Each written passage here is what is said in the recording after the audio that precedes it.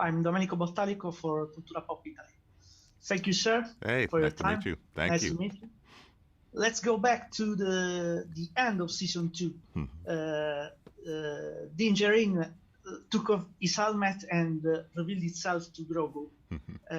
How this will affect his role as the leaders of the Mandalorians and, of course, his relationship with Grogu itself. Yeah. I think, end of season 2, you had a couple of instances where Din Djarin took off his helmet. One in in episode 7 of season 2 to in a practical way in terms of trying to get information to save Grogu, and then at the end when he reveals his face to him.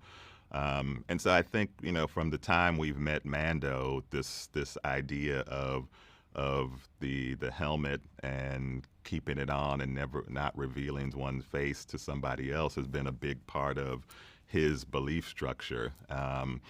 And the minute he took on this bounty and we were revealed what the bounty was, it's completely changed his ideas about things, and slowly over the course of season 1 and 2, he's had to,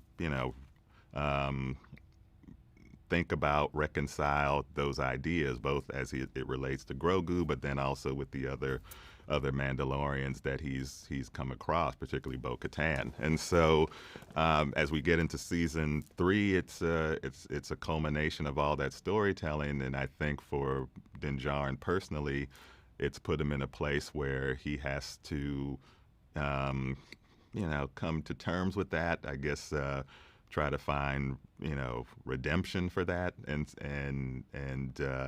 with his own sort of covert of Mandalorians, but then also just what that means in the bigger picture of what it means to be Mandalorian. So I think season 3 sort of takes that question about what that is for him, and then as a whole, and expands upon it.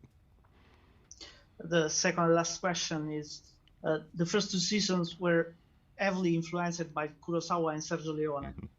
How season 3 evolved in terms of filmmaking? I think those elements are still at the heart of what the storytelling is and sort of the vision of it is.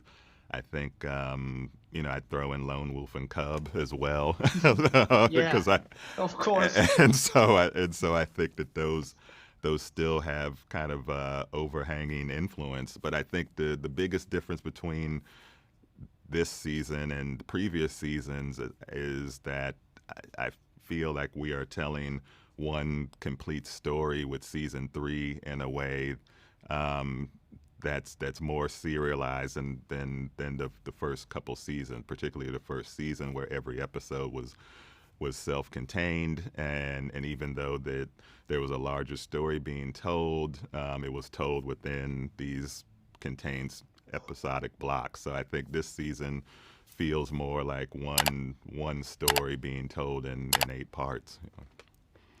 Thank you very much for your time. All right, thank you. You're driving me crazy.